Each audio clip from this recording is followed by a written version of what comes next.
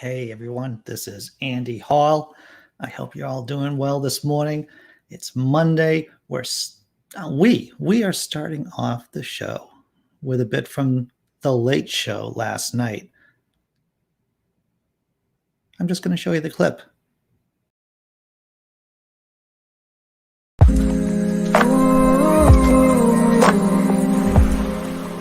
I'm 52 right now. I'm old enough to have lived in a home where my father worked for the same job.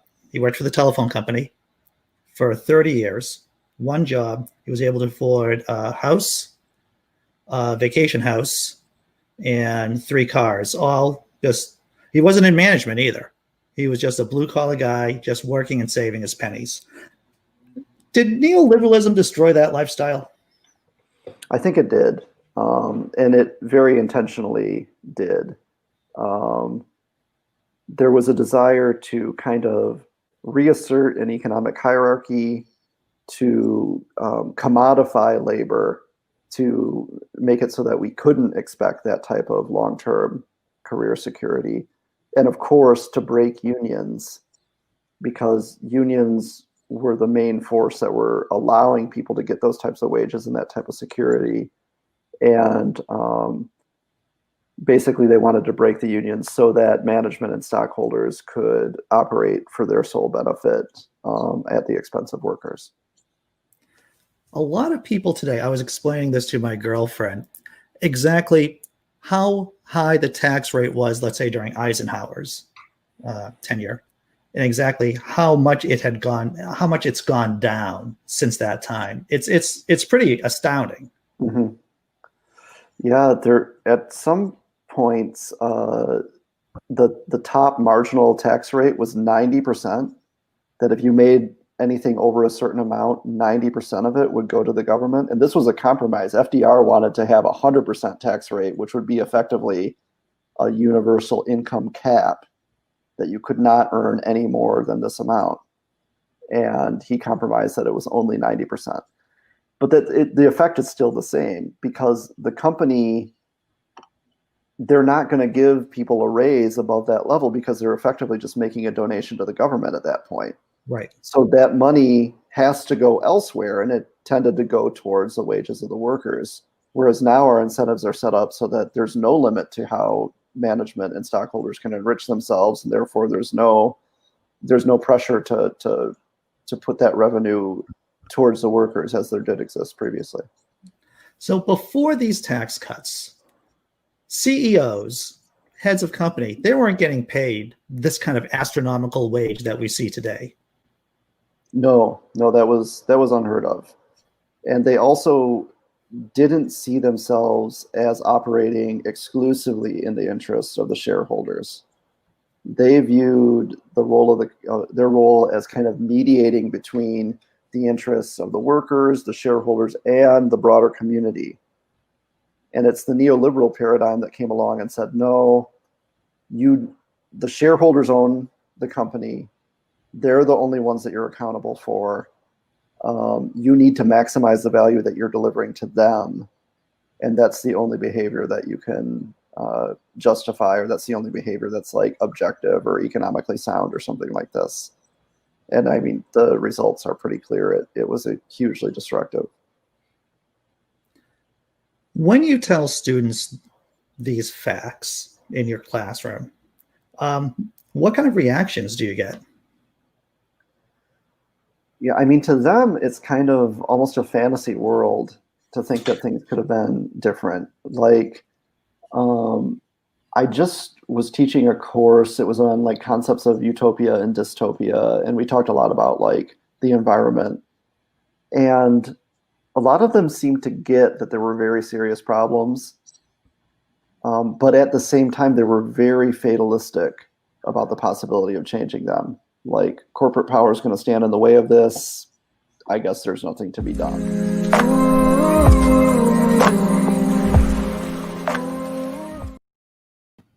So that was a conversation that Jack Turco and I had last night with Professor Adam Costco. That's our late show. We do it Sunday nights at 10:30 p.m. Eastern. We had a great conversation. Like I said, I have have my little hand exerciser here, and whenever I get really stressed out, which might be often, I just, you would think my forearms would be like Popeye size with the amount of stress, but no, they're not. It's so you can find the entire conversation in the last video on the channel. The man wrote, Professor Adam Costco wrote Neoliberalism's Demons, and we had a great conversation with him. Right, James Henry? You gotta have a stress reliever somehow. And funny thing about this is that there is data to show that this actually lowers blood pressure if you do it enough. If you do it regularly, it lowers your blood pressure. Not that I need to have my blood pressure lowered at all.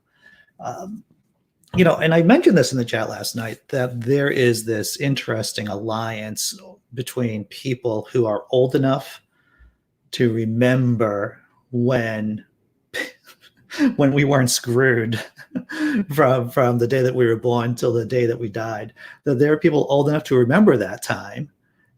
And there's this alliance between that group and the very young, between Generation Z, with the people who are getting screwed badly, whose lives aren't going to be as good as their parents and, of course, their grandparents' life.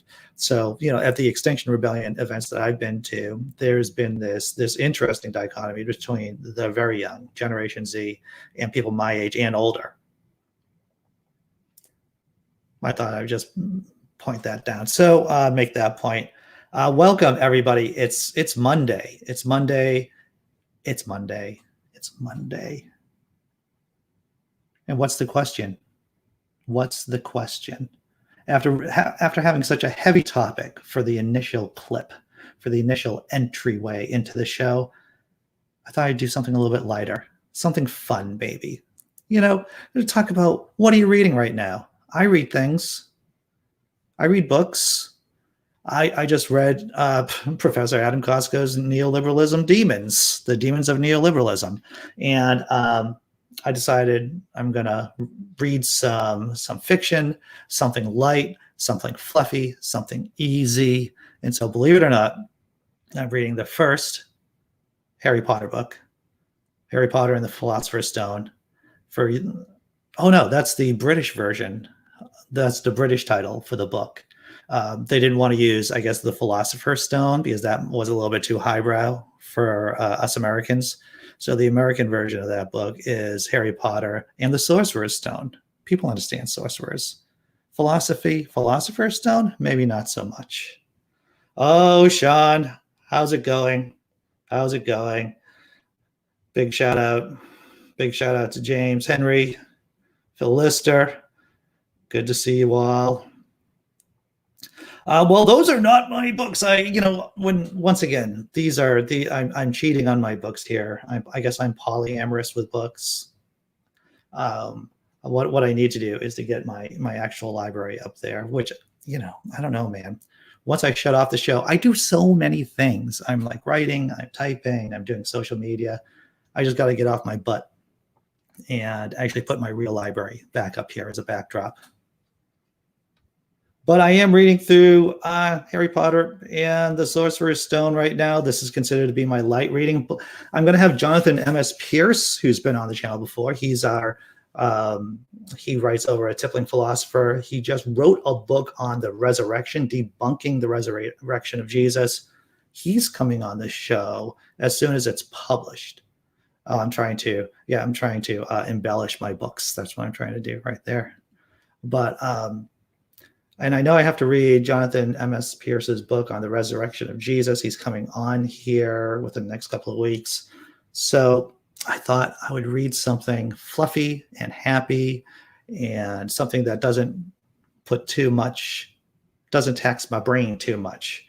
And so I decided to read through Harry Potter and the Sorcerer's Stone. I've been happy with it so much. I've been happy with it so far. It makes me, it gives me faith that I can actually read at a quick rate, because whenever I'm reading through like dense nonfiction, it's one page, looking back at the paragraph, trying to figure out what the paragraph says. All right, I understand the paragraph. Maybe I need to read the book. Reading a crime novel, says Phil Lister. Henning Mankell, a Kurt Wellender mystery. I got a couple of film noir. I got some Hammett Dershel, Hammett books. I got a Hammett book of short stories downstairs. I need to look at. I need to read. Sean says, I never read Harry Potter books. I've only seen the first movie. You know, I've seen the movies. I've seen like maybe 3 or 4 of the movies because my kids were young enough to be into Harry Potter. So I might have saw the first 3 movies, but after that, I have no idea what happens in the books. I have no idea.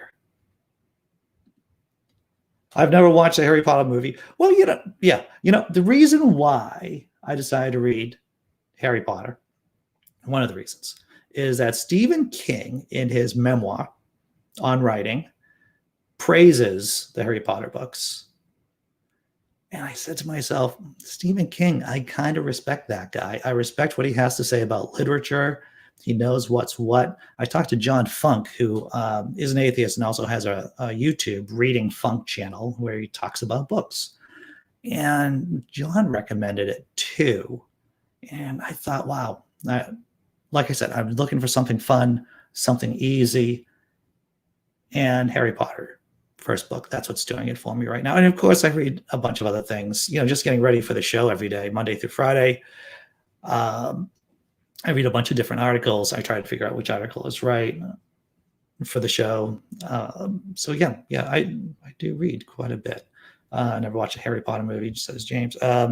James Henry also says Stephen King is legend. He is at that. All right. So that's what I'm doing in terms of my reading brain. Let's talk about some fun. We're going to do some more fun before we get into like news stuff. So, revenge is best served cold. Is that the saying? Well, sometimes revenge is best served up in an F-150 pickup truck. Let's check it out. Oh, hey, that's not an F-150, Andy. It might be. I don't know. Trump lost. You got the LGBTQ trans flag up there, the Black Lives Matter flag. Epic right there.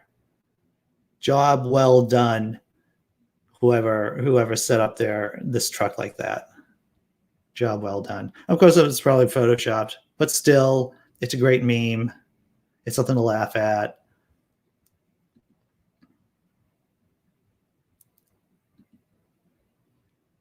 Welcome God, negative God. Right? Hilarious. Job well done for the person who set that up. So I've been having a couple of comments. I did that pinata, the Trump head pinata, short, where I had a Trump pinata and my kid beat the crap out of it and filmed it. It went semi-viral. It went like mini viral over the weekend. And there are some Trump supporters who were like, I thought you guys were all about unity, blah, blah, blah. It's like, just because I'm for unifying the country doesn't make me a wussy, right? I mean, that's an important point, is that, yeah, I want the country to be unified. I want the country to go forward. But that doesn't mean, I'm all sack and no balls. That I don't have a spine, that I'm not going to take a couple of victory laps. Yeah. All right. That was our first little bit of fun. Hey, Sean, my county actually went blue this year. Congratulations. All right. Maybe we should send you one of these trucks. We'd just be driving around new blue counties, maybe drive it around Georgia in the newly blue counties. All right. So what's the second? So I guess there was some hype. There was some complaining about Joe Biden over the weekend. There were some complaints, some analysis by the right-wing talking heads. And this meme is based on that. Oh my God. Biden has a Peloton and wears a Rolex. And of course, there is our 45th president with his Versailles like gaudiness.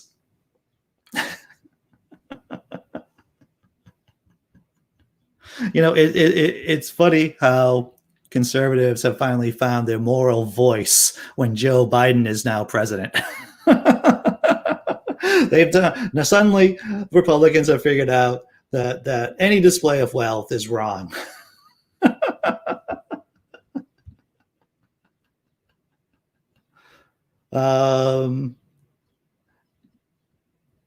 Yeah, exactly. Negative God. F your feelings. They want unity now. The only thing they want to do is to silence you. That's the takeaway, right? The only thing Republicans want to do, Trumpists want to do, is silence you.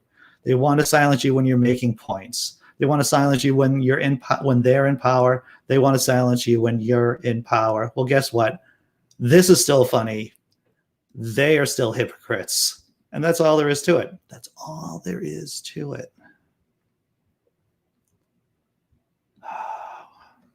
Yikes. Even the kids' toys are limos and expensive cars. What did there's this saying, the rich aren't like us, they have money. I think F. Scott Fitzgerald said that, the writer, the author of The Great Gatsby. The rich aren't like us, they have money. That may be paraphrasing it. Wild Eden, hello. And Dr. Mordecai dropping down some wisdom there. I'm not going to say you're wrong. All right, let's get to the next funny. So as a quick review, we went from Biden truck to Republican hypocrisy, and now we're going to go into some analysis. From Middle Age Riot. This account is hilarious. I'm old enough to remember when Republican politicians could denounce terrorists without alienating their base. That might be a magical time. That might be in the before time, before the Troubles. That maybe a garden variety Republican could have denounced the Klan, white supremacy, without getting blowback from the base, without getting blowback from other politicians. We don't live in that world. We don't live in that world currently. It's something to work for. Brainbug. Oh, Brainbug. Didn't even see that. Brainbug, I started watching your video on bioluminescence with the flying insects thing. I got to finish that up because I thought that was interesting. Brainbug always has something interesting to say and knowledgeable too. Dropping knowledge, bug knowledge on his channel. So yeah, that was the three. That was the three funds this morning. 3 funds. 1 fun, 2 fun, and 3 fun. Now that I may not be using the word properly, but I think I'm just going to go with that. All right. Let's see. Oh, I should say this. I was on a show yesterday too. Ethan Michaels and Jenna Belk asked me to go on their show along with Daniel Fisk-Bennett. Daniel Fisk works in mental health. I have a extensive history of working in the mental health field. And we were on the show yesterday talking about mental health issues, secularism. And we got, I didn't tell a lot of jokes, I have to tell you. It was a pretty heavy show. I did share some stuff that I have never shared before. There was at least one story there that I've never told anyone. And I had a little bit of the feels yesterday, to tell you the truth. I had a little bit of the feels on Ethan Michaels and Jenna's show. It's called the Ethan and Jenna Show. That's the name of the YouTube channel. It was an intense hour, a little bit over an hour talking. It's a call-in show. So we talked all about mental health and how to cope, how to manage. I thought I'd mention that. It seemed pertinent.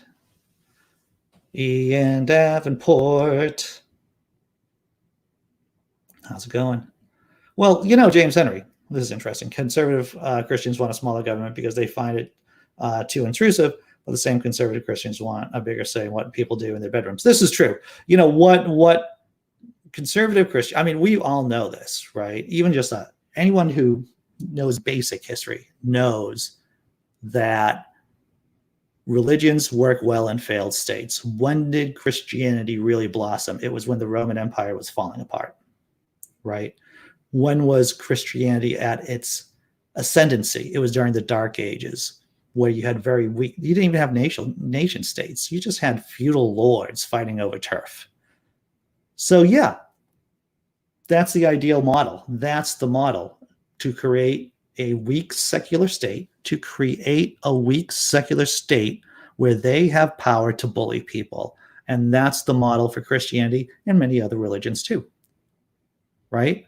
And whether or not they know it consciously, there are incentives baked into our society where those are the goals that they're working for. They're working towards the destruction of the secular state so that they can bully people. Man.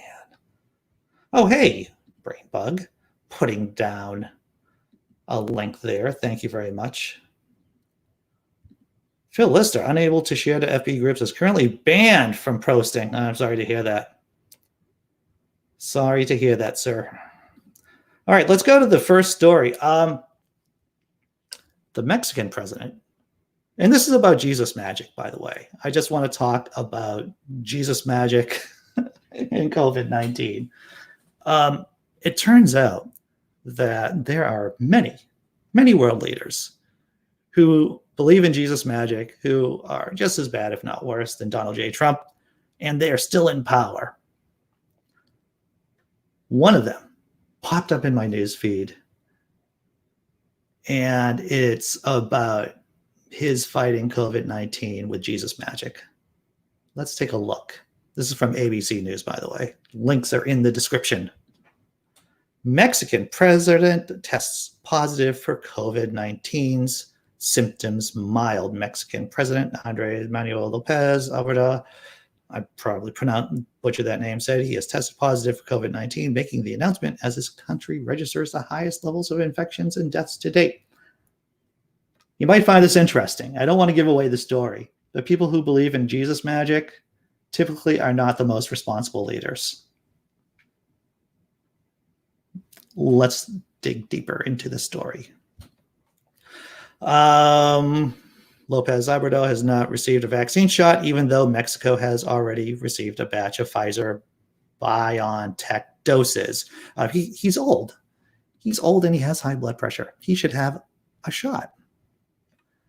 He has said that health workers would be the first ones to get them. Under the government plan, people over 60 will start being vaccinated in February. López Obrador has really been seen wearing a mask and continued to keep up a busy travel schedule, taking commercial flights. He has also resisted locking down the economy, noting the devastating effect it would have on so many Americans who live day to day. Despite that, the country has registered nearly 150,000 COVID-19 deaths. And you know, that these death totals are conservative numbers. These are conservative numbers. We're not going to really know how many deaths there have been from COVID-19 until after everything's over, after the dust is settled, and epidemiologists and statisticians start going through the numbers. In more than 1.7 million infections, a new wave of infections has pushed the health system of the country's capital close to saturation. But wait, I know you want to hear about the Jesus magic. We're going to get to it right now. Jesus magic time. Early in the pandemic, asked how he was protecting Mexico, López Obrador removed 2 religious amulets from his wallet and proudly showed them off. So how are you going to be protecting your country, President? How are you going to be protecting them? Well, let me show you. I got it right here in my pocket. The protective shield is the "Get Thee Behind Me, Satan" Lopez Obrador said, reading off the inscription on the amulet, "Stop enemy, for the heart of Jesus is with me." So that was the plan. That was the plan the president of Mexico had to defend his country from COVID-19. He had a magic Jesus amulet that had "Stop enemy, for the heart of Jesus is with me." I don't know what level spell that is from Dungeons and Dragons. Obviously, it's a clerical spell. But yeah, crazy. Jesus magic, president of Mexico. And now, and he's a creep, right? He's one of the world leaders who's sorry that President Trump is gone, the president of Mexico. He had a buddy, he had a working relationship they were both bullies. President Trump let him do whatever he wanted to do down there without interfering with the president of Mexico's anti-democratic ways.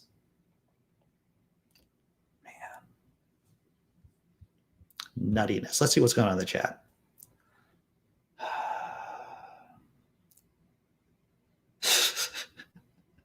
You got a rabbit's foot, Dr. Mordecai? Very good.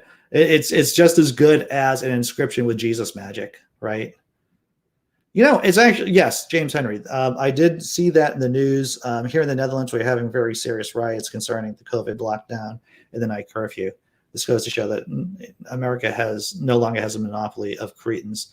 It is true. Stupid is everywhere. There is no bottom to stupid. There might be sub-basements to stupid, but if you look down into the pit, you'll be like, there's no bottom here. And that's when I work my stressor, my anti-stressor, when I look down into the pit. That's what happens. Oh, man. He's the president and he takes, oh, yeah, of course he does. He's the man of the people. So he wants to spread COVID as much as he can. And Brainbug, once again, throwing down the link that, thank you, Brainbug, the Ethan and Jenna show that I was on yesterday. Once again, an intense hour or so. So yeah, the rioters, this is in the Netherlands, everyone. The rioters burnt down a COVID test center and they attacked a hospital. Nutty. I guess that's underplaying it a bit, but it's amazing that I don't start, that I'm not drinking when I'm doing these shows half the time. It's amazing. Bug is the link guy. He is. All right, let's go to the next story. Oh, by the way, I do have something fun at the end of all this for what makes me feel good. It's a fun bit. It should put a smile on everyone's faces. And that's what I'm looking for. For some fun, for a couple of smiles. All right, what's up next? What is up next? Oh, hey, what right-wing violence, right?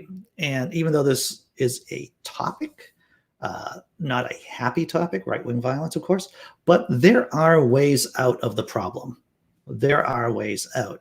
And this is an interesting op-ed piece over in the Philadelphia Inquirer that I read it today, and it's worth sharing. And it's going to resonate with most of you. And you're going to say, oh, that's interesting. And that makes perfect sense. And this is just one of the things we should be pressuring the Biden administration on. Let's take a look at this piece.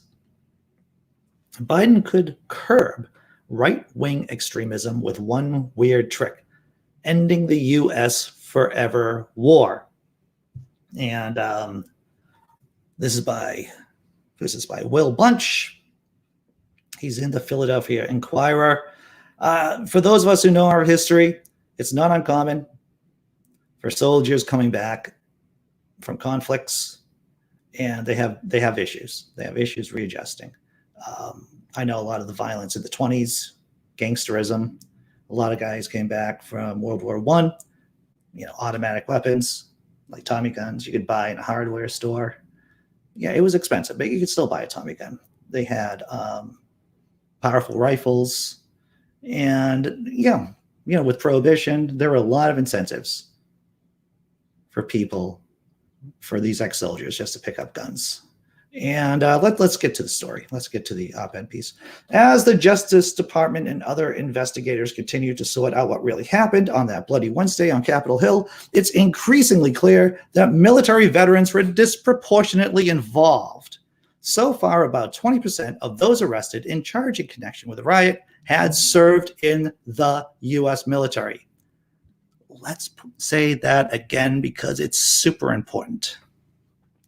So far, about 20% of those arrested in charge in connection with the riot had served in the U.S. military, a group that comprises only 7% of the general population. To some experts, the arrests highlight a disturbing trend in American life that's existed since the bitter end of Vietnam War, a kind of blowback in which troops who were trained to fight and kill for one vision of democracy overseas turn on their own government in their disillusionment once back home.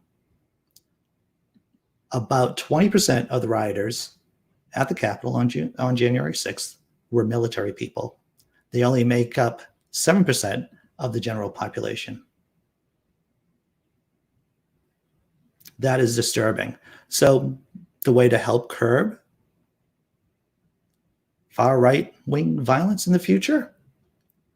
We see a spike in activity after every major war. Kathleen Belew, I butchered her name, the University of Wisconsin historian, told the New Yorker after January 6th in 2018, her book, Bring the War Home, drew a powerful line between the disenfranchisement of returning Vietnam vets and the rise of white power movements during the 1980s. She said she saw the same phenomenon at work on Capitol Hill, where the about-to-be-slain Babbitt, that was a young woman, well, that was the woman who got shot in the neck, who was, a veteran, described her fellow rioters as boots on the ground and she said, I don't think we have to look very far to see this as a ricochet of warfare. Once again, 20% of the rioters at the Capitol, military vets. They only make up 7% of the population. I'm going to check out the world. All right. So, hey, Tobin, glad to see you. We're talking about right now about the riots in the chat over in the Netherlands, which are crazy, right? Which are just crazy. But we're also talking about ways of, and the thing is, even though I know that there are some right-wing groups in the Netherlands, I don't think it's on the same level as the institutionalized white supremacy that we have here in the States. And I could be wrong on that.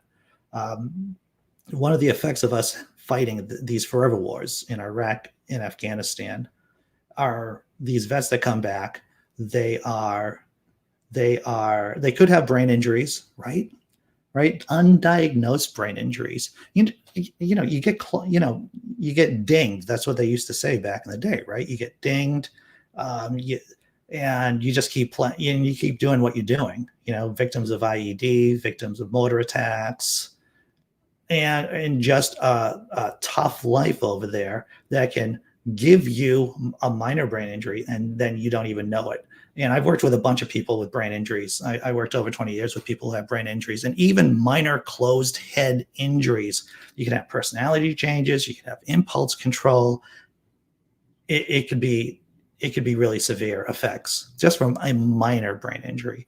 And then you add on top of that veterans coming back who aren't getting proper services, veterans who have PTSD. It's no wonder that they're angry. It's no wonder that they gravitate to far-right groups. Far-right groups offer simple answers to life's complex problems. And, the right fuels, it's weird. The right fuels this anger at the government, but yet worship of the nation at the same time. And somehow that really appeals to a lot of vets who've been hurt, who've been damaged from these forever wars. Digital bookworm. Well, we're talking about the story that we're talking about. It's an opinion piece from the Philadelphia Inquirer, and it turns out that 20% of the Capitol rioters on January 6th were military vets. And military vets only makes up 7% of the population. And the point is that if we end these forever wars, if we end these conflicts that aren't going anywhere, these conflicts that are just, we have just accepted them. We have accepted them as a people. We have accepted that there's always going to be men and women dying in Afghanistan. We've just accepted that implicitly. And when that happens, there will always be people coming back with combat experience who are angry, frustrated with, and don't get the services that they need. And those are the people who are ripe for right-wing extremists. One of the ways of ending or managing right-wing extremism in this country is just ending these forever wars. Yeah. Links are in the description. Just want to point that out again. So, Phil, the shouting of USA while attacking the USA did confuse me. Yeah, that's the thing. When you, it's midbrain thinking, right? It's midbrain thinking. It's reptilian brain thinking. It's the same kind of thinking you'll hear from evangelicals when they talk about the Trinity, right? The Trinity doesn't make sense. We know the Trinity doesn't make sense. I believe it was Paul who said that unless you believe in the Trinity is not going to make sense. Well, you know what, James Henry, you're right. Fascism, nationalism is the world's biggest and most imminent danger. And I would say that definitely that religion, that these toxic brands, strains of religion just add fuel to the fire. They just exacerbate the problems that we have. Digital bookworm, yeah, nationalism hand in hand with the military-industrial complex. The military-industrial, and I wanted to point this out too. I had Howie Hawkins from the Green Party on, and what people don't realize is that the military-industrial complex is in every single district in the United States of America. Every single House district has a bit of the military-industrial complex in it. Every single district has jobs tied to the military-industrial complex, and that makes it very difficult to fight. That creates incentives for our politicians to feed the military-industrial complex, since if they don't, then that could mean losing jobs in your district, and that means losing your seat.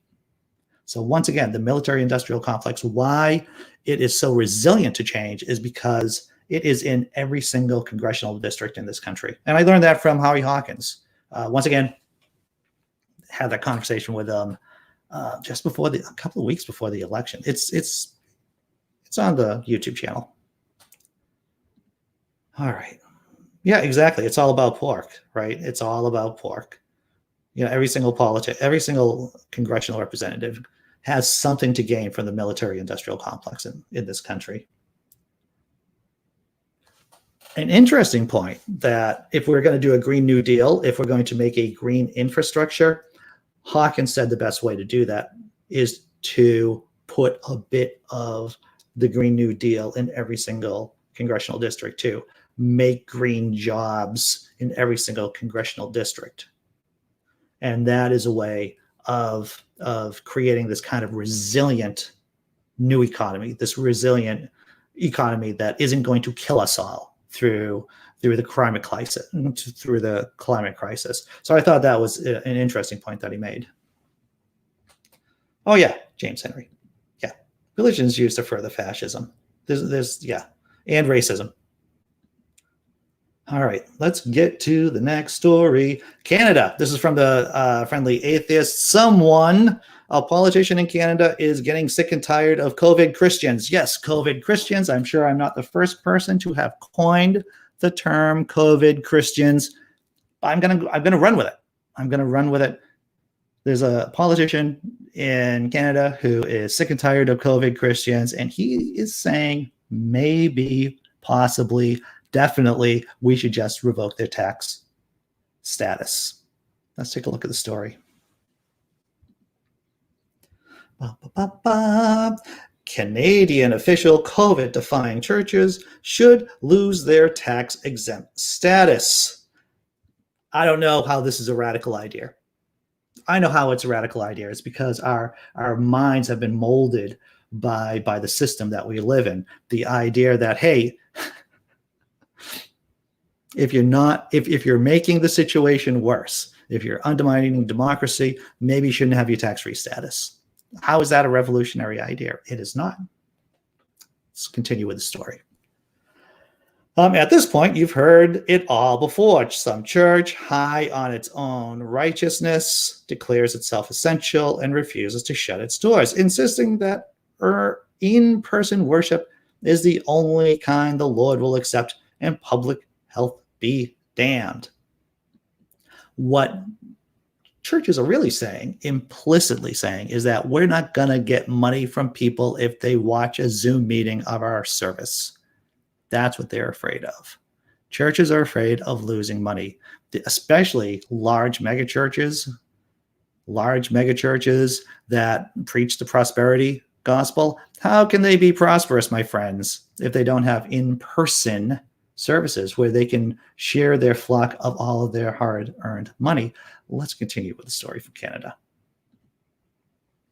Governing bodies in Canada have been issuing fines, but it's not helping. The churches just proclaim their intention to fight back, insisting that any restrictions on how, when, and where they worship constitutes a violent violation of their rights and freedoms. Consider the case of Harvest Church.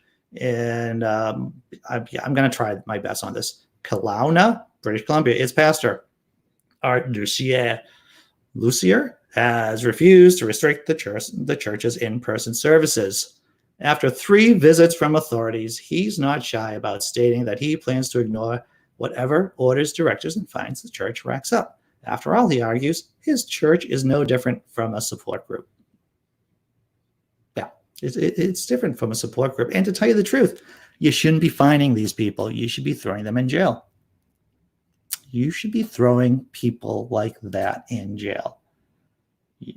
Once again, I don't know why this is. It shouldn't be a radical idea that if you are orchestrating riots, bringing it back to former President Donald J. Trump, you should go to jail. It turns out that if you are in the middle of a COVID pandemic, that you're asking people to congregate in an unsafe way, then you should go to jail. If you're the ringleader, you should go to jail. It's as simple as that. Let's dig deeper. It's also safe to bet his concern doesn't extend beyond the members of his congregation in any case, which is why public health organizations aren't leaving these choices up to individual churches. They have to proceed with everybody's health in mind. The church's first visit from law enforcement took place in December, at which time the police force issued a warning to ensure the congregation's leaders were aware of the public health order. The second visit saw the church penalized with a fine of $2,300. It wasn't enough. The church continued to meet, earning them a second visit from the police and an additional $2,300 fine. Lucia has pledged to continue fighting the fine. You know, I am an anti-incrementalist when it comes to interacting with COVID Christians. The idea that you're just going to raise the fines slowly. Oh, we're just going to give them a warning first and then give them a couple of slaps on the wrist. Yeah, I'm against that idea. If I blow through a red light and the cops come over to me and they're like, hey, you blew through the red light, they're going to give me a ticket. 9 out of 10 times, they're going to give me a ticket. If I tell them, oh, I didn't know about it, they're going to be like, sir, you should know what the law is. You're driving a car. It's the same reason. You're running a church. You're running a congregation in the midst of the pandemic. You should know what the laws are. You decide to break the law, you should go to jail. And the church people are the same people who are crying out, don't do the crime if you can't do the time. Well, they should be doing time for the crime. Like a lot of time, too. Freaking burns me. All right. Elsewhere. Now, here's the voice of reason in all of this. We have the problem, and now here's the voice of reason, which is, of course, to get rid of their tax-exempt status. Elsewhere in British Columbia, Councillor Kim Richter of Langley, a township experiencing its own struggles with intransigent houses of worship, has put forward a simple and sensible suggestion. Take away their tax breaks. Woo! Take away the tax breaks. Organizations that endanger public health shouldn't be supported by public funds. Let's look at that again and let it marinate a little bit. Organizations that endanger public health shouldn't be supported by public funds. She put forward a motion to that effect earlier this month and appears to have some support from her fellows. The text is being vetted for legal correctness, but it could return to council for a vote as early as next week. Wow, that would be fantastic. If you're breaking the law, if a church is breaking a law about having in-person services, then they're going to have, then possibly, hopefully, they'll have to pay taxes. And we all know what happens then. Churches will not survive. If churches actually have to pay their fair share, they will not survive. I'm a little giddy right now. Just with a hope. Just with a hope. I'm a little giddy. Chat. Oh. Let's see. Yeah. Well, Brain Bug, you're right about that. The idea that they're facing consequences for their action is they feel like this is their martyrdom. They feel like they're being martyred for COVID Jesus, which is ridiculous. But the thing is about these cults, right? Especially about this Christian cult, they always have to feel like they're a martyr. They always have to feel like they always have to tell people that they're the ones really suffering. When they're persecuting people, it's really these Christian cults that are suffering. When they are endangering the public health, it's really the Christian cults that are suffering. It is this toxic idea that they refuse to take responsibility for their own actions. Well, make the people who ignore James Henry, make the people who ignore public health regulations pay for their own treatment if they catch COVID. Oh, in a perfect world, But the thing is that I don't know, man. Sometimes I just get angry. It's an angry morning for me. That's what it is. The noble Jesus worshiper, Dr. Mordecai, indeed. Oh, well, this is a good point. So this is how not working, how unworkable this whole fine system is. The preacher will beg his sheeple to pitch in to pay the fine. Right. This is just another cash grab for the church with their congregation. Now, possibly that church may not actually have to pay the fine. They might be able to fight it in court, or the government may not actually go after them. However, the church will still have the money from the sheeple, and they're not going to give that money back. They'll just be, thank you very much for supporting the church.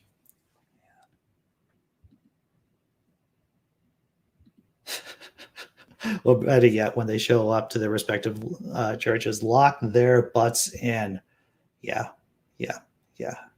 Thanks, Brainbug. Once again, the Howie Hawkins interview, we talked about the Green New Deal, the toxic effect of the military-industrial complex, and how to make the Green New Deal as resilient as the military-industrial complex.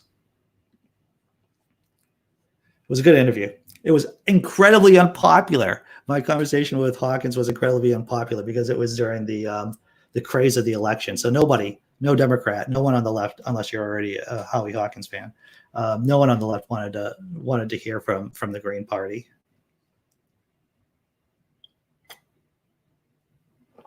So that's it. What did we go? If you're just tuning in, what did we go over this morning?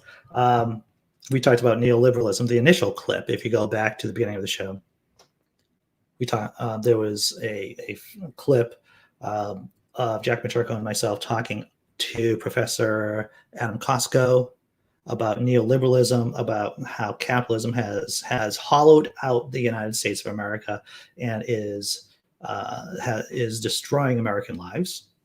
It was interesting. It's about a 5-minute clip. Definitely worth checking out. We did a bunch of funny memes. We talked about the Mexican president using Jesus magic to protect Mexico unsuccessfully. how to end or how to fight right-wing terrorism here in the United States of America by ending the forever wars, because when you have angry soldiers coming back, they are ripe for radicalization by the right. And of course, the last story that we had from the Friendly Atheist is about how there is a bill for to take away the tax exempt status in this section, this area of Canada, for churches that aren't following public health laws. So it is, we've had a lot. We've done a lot today. Oh, the poor Christians, they're just so persecuted. We'll just ignore all the power and privilege they've allowed. Oh, yeah, they've been allowed for centuries. That's right. That's right. Oh, gun reform, James Henry. I can't agree with you on that. Gun reform. It's, yeah. Hopefully we'll see it. Hopefully we'll see it. All right, so I promised everyone that there'd be some fun at the end of the show. We're going to do a little bit of fun. It's a short clip, but it should put a freaking smile on your face. And if you don't have a smile on your face after this clip, I don't know what's wrong with you. I don't know. But I'm going to show the clip, and then we can come back and chat after that. But I wanted to show a clip after all this heavy stuff. I'll be right back. I'm going to show.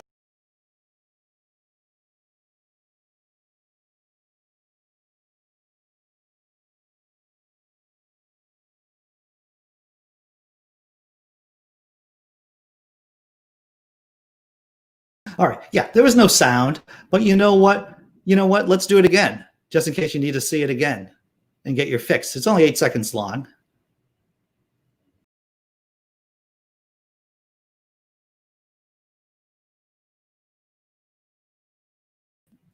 A corgi sled.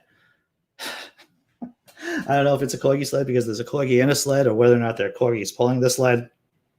But if that doesn't make you feel better, if that doesn't get you ready to rage at the machine for the rest of the day, corgis, I don't know what does, man. I don't know what does.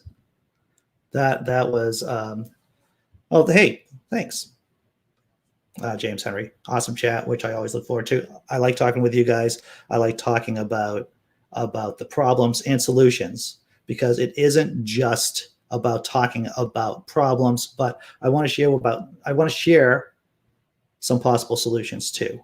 That's what I'm interested about. Good morning from the West Coast, Simply Secular. Glad to see you could make it today. Tanker 19K Avocados. Good to see that you're here, Tanker. You know, it's Phil Lister, baffled that public health measures can be seen as a religious issue. I don't know. We're a crazy species. We're a crazy species. That's what we are. You know, it's goblins use corgis. Is that how goblins power their devices? Is with corgis? That would be like kind of like a Flintstone thing going on there. And that was, yeah, the corgi sled, pretty cool, pretty awesome. Like I said, it should make you feel a little bit better about how life is running here. So hey, everyone, I hope you all enjoyed the show. I always enjoy being here. Brainbug dropped a couple of links about the conversation with Howie Hawkins, and of course, the recent conversation I had last night with Adam Costco about neoliberalism, capitalism. You can check those out. I'm going to come back here tomorrow and do this whole thing over again. Please hit the like button. You know, I'm horrible at promoting myself, about saying please subscribe and do all that. But I think at this point, yeah, I should just say it. It's my own deficiency here. Sean, I love corgis. They are ultimate dogs. I'm looking to get one at some point.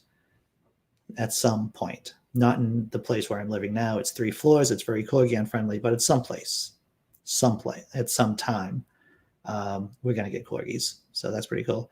Everyone, thanks once again for showing up. Thanks for contributing. Can't do it without you. And I'll say this much about tanker avocados. As I've gotten older, I've become a stronger liberal myself. There's this canard, this false belief, this false idea that as you get older, you get more conservative, but that is not my case. And from what I've seen with a lot of my peers, that's not the case either. If anything, it is a reaction to the system of government, to this economic system that we're in, that if anything, I've become more liberal as you know, I've gotten older. Sean, well, you know, when you can make it, you can make it. You could always watch it afterwards. It's still fun, I would imagine, if you watch the show after the stream's actually done. Those dogs did not do it for me. Well, I will just have to try a little bit harder, Dr. Mordecai. I'll just have to try a little bit harder to put a smile on people's faces. Maybe there'll be a longer corgi bit. I don't know. Everyone, my name is Andy Hall. Thank you for showing up. I'll see you tomorrow at 9 a.m. Eastern. Be good, be strong, be safe.